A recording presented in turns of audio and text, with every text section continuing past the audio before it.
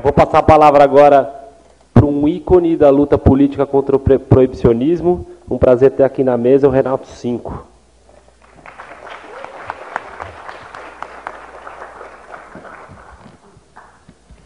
Obrigado, Denis. Bom dia a todos e todas. Em primeiro lugar, eu sei que o tempo é curto, mas eu não consigo começar a falar nesse congresso sem registrar a minha profunda alegria, né, com a realização desse evento nesse fim de semana.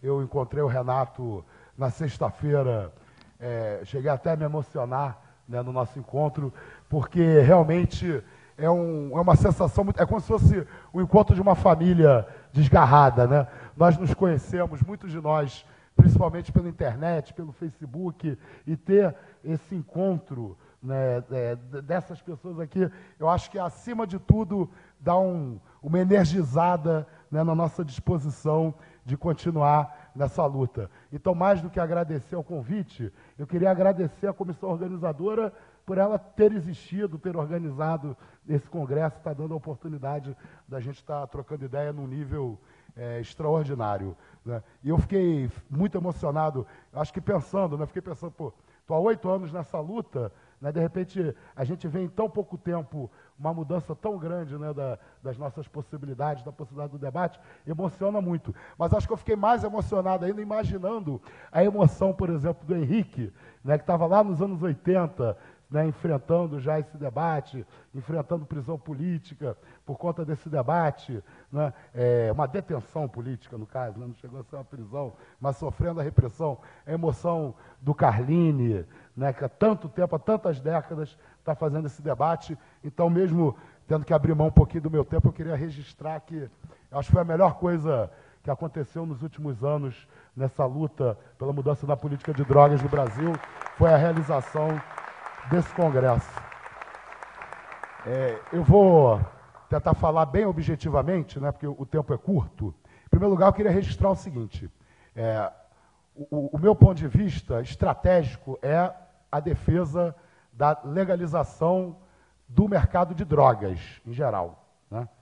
Só que eu entendo perfeitamente que nós temos que ter uma política que tenha em perspectiva isso, que não deixe de fazer esse debate, mas que conquiste avanços pontuais, avanços possíveis, né? Como, por exemplo, hoje a possibilidade de a gente conseguir a descriminalização do uso de drogas no Supremo Tribunal Federal. Mas eu estou dizendo isso porque eu fico preocupado também com alguns discursos que sustentam essas táticas, né? Eu fico muito preocupado, por exemplo, quando, para defender a descriminalização do uso, a gente escuta, às vezes, né, vozes satanizando o tráfico de drogas, satanizando os traficantes. A defesa da descriminalização do uso não pode passar, não é, por fazer essa diferenciação radical entre usuários e traficantes e, no final das contas, defender que os traficantes continuem sendo presos, ou pior, que passem a sofrer uma repressão ainda maior, né? Outra questão importante, né, é quando a gente faz o discurso de que o uso de drogas não pode ser tratado como caso de polícia, a gente tem que tomar um cuidado muito grande para a gente não, né, em vez da gente quebrar o tabu, para a gente não mudar o tabu de lugar, né? O usuário de droga não é necessariamente uma pessoa doente, uma pessoa que precisa de atendimento médico, que precisa de apoio do Estado. Na verdade, pelas palestras que nós ouvimos aqui nesse fim de semana, a grande maioria dos usuários de drogas, inclusive dos usuários de crack, não desenvolve dependência, não é doente, não precisa de ajuda do Estado, né? Então isso também é muito importante a gente ficar claro, porque a gente precisa realmente quebrar o tabu, né, e passar a dizer, né, aceitar um discurso de que todo usuário é doente para mim, um dos problemas, né, desses discursos táticos. Então, vamos sim adotar o método do reformismo revolucionário, né, um passo de cada vez, mas vamos tomar cuidado para a gente, no nosso discurso tático, a gente não acabar incorporando, né, discursos perigosos para os nossos objetivos, né, estratégicos, para os nossos objetivos a longo prazo, né?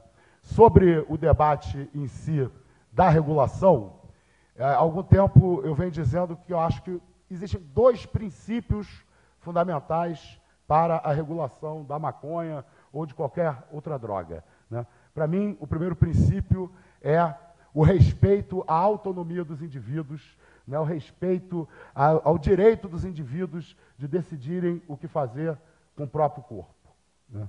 Agora, o segundo princípio, né, é o princípio da necessidade da gente controlar os agentes econômicos que venham a explorar o mercado de drogas, né? Se, por um lado, o indivíduo deve ter liberdade total, por outro lado, os produtores e comerciantes de drogas não devem ter liberdade total.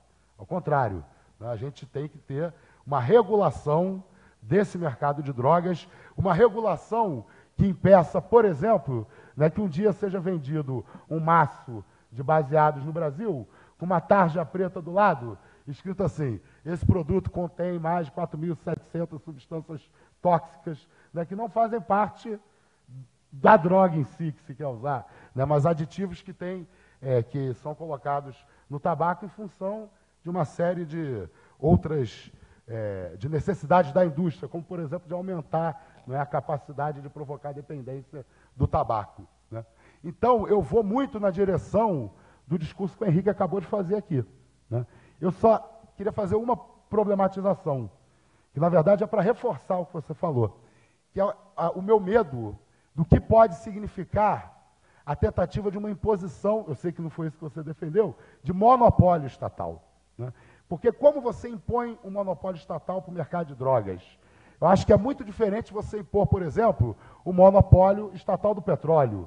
Você vai impor o monopólio estatal do petróleo, você impede a construção de usinas de petróleo, né, de refinarias de petróleo, que não estejam sob controle do Estado. É uma tarefa muito mais simples do que você tentar impor o monopólio sobre a produção, né, de drogas que podem ser produzidas nos quintais, dentro dos armários, né, nas cozinhas das casas das pessoas. Por isso que eu acho, né, pelo que eu entendi da fala do Henrique, né, eu concordo com a estatização da grande produção desse mercado. Mas eu acho que essa estatização, ela precisa vir acompanhada, não é, da liberdade do autocultivo, por exemplo, da maconha, né, da liberdade de formação de cooperativas de plantadores de maconha, né, para que a gente possa evitar uma situação de continuidade, né, desses conflitos do Estado com agentes que queiram explorar esse mercado, né? Eu confesso que sobre a questão de outras drogas, né, a gente tem que... Acho que o desafio é um pouco maior, né, porque é difícil você pensar, né, no autocultivo da cocaína, por exemplo, né? Eu teria que ser um fazendeiro, né, para produzir a cocaína suficiente para o seu próprio uso, né? Os maconheiros conseguem produzir a maconha para garantir a sua autossustentação, né, por uma questão da quantidade que usa, dos processos, não exige refino e etc. Mas eu acho fundamental, né, que qualquer regulação leve da maconha leve em consideração o autocultivo e o cooperativismo e o pequeno comércio, né? Esse autocultivo tem que estar autorizado a vender os seus excedentes, né, nas suas relações de amizade, de proximidade, né, porque senão a gente vai acabar vivendo, né, uma situação em que o Estado vai tentar impor, né, o seu monopólio e o tráfico vai continuar a ter um conflito entre o Estado e os atores que rompam com esse monopólio, né? Eu tenho mais um minutinho só para falar, aí eu queria aproveitar esse minuto, né, para registrar o seguinte: é fundamental que a gente invista muito em fazer com que o debate do projeto do Osmar Terra não passe em branco na nossa sociedade, né? Tudo indica, né, que houve um acordo da Casa Civil com o governo federal, que o projeto vai ser votado agora durante essa semana. Tiraram alguns bodes da sala, né, como o cadastro dos usuários, né, a internação compulsória em comunidades terapêuticas, mas esse projeto ainda contém graves problemas que os tornam inaceitáveis para qualquer um que queira avançar na política de drogas no nosso país. Então é fundamental que a gente faça o combate ao projeto do Osmar Terra, ao mesmo tempo em que a gente tente estimular o Supremo Tribunal Federal, né, a votar o recurso extraordinário que pode, né, pelo menos, descriminalizar o uso de drogas no Brasil. 2-1, ó, no tempo certinho. Obrigado.